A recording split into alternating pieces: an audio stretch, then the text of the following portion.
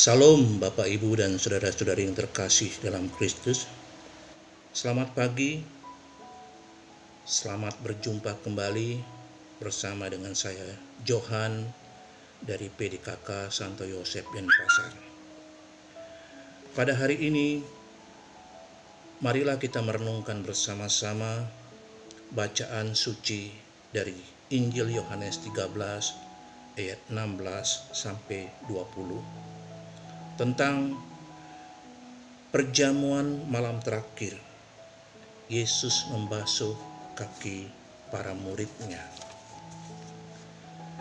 Saudaraku yang terkasih dalam Kristus, siapakah di antara kita bila dikhianati tidak akan kecewa, tidak akan marah, bahkan tidak akan benci?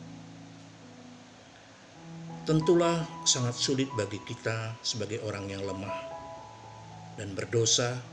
Kalau kita dikecewakan, kita tidak akan marah dan tidak akan kecewa, bahkan tidak akan membenci.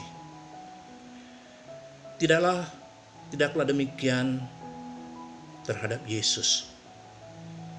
Ketika Yudas Iskariot berkhianat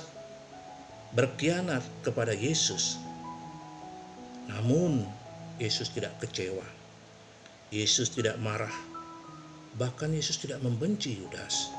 Yesus tetap mengasihinya. Buktinya dalam bacaan ini, kalau kita baca dengan seksama, Yesus tetap mengundang Yudas Iskariot untuk bersama-sama mengikuti perjamuan malam terakhir. Namun dalam hal ini, Yudas tidak pernah menyadari diri. Yudas selalu mengikuti keinginan dagingnya, sehingga ketika Yesus memberikan kesempatan kepadanya, dia tidak pernah sadar akan dirinya, sehingga dia melakukan apa yang menjadi keinginannya. Saudaraku yang terkasih dalam Kristus, pada bacaan pada malam hari ini, Yesus mau mengajarkan kepada kita bagaimana menjadi seorang hamba yang rendah hati. Karena itulah yang terpenting bagi kita. Karena orang yang rendah hati itu adalah gambaran Allah atau karakter Allah itu sendiri. Yesus sendiri telah memberikan teladan itu ketika Yesus mau membasuh kaki para murid-Nya.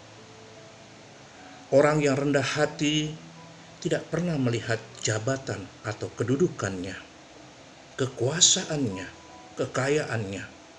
Namun orang yang rendah hati mau melayani dengan tulus dan ikhlas tanpa memandang latar belakang orang yang dilayani. Sekalipun itu orang yang terlantar, miskin, sakit, ataupun orang yang sudah dibuang oleh saudaranya sendiri.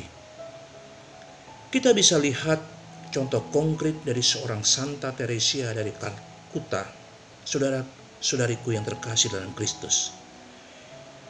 Orang yang rendah hati adalah orang yang selalu bersandar kepada kekuatan Tuhan.